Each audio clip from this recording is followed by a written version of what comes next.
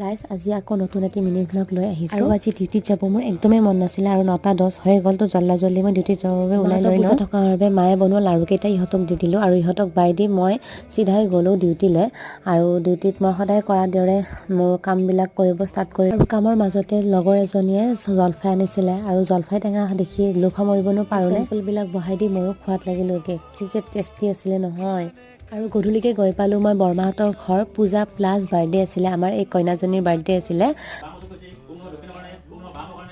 আৰু ইপিনে আমিও ধূপ চাকি জ্বলাই লৈ ল'লোঁ আৰু এয়া বৰ্তাই সকলোকে লিখা অলপ কাটিকে দি আছে আৰু মই লৈ ল'লোঁ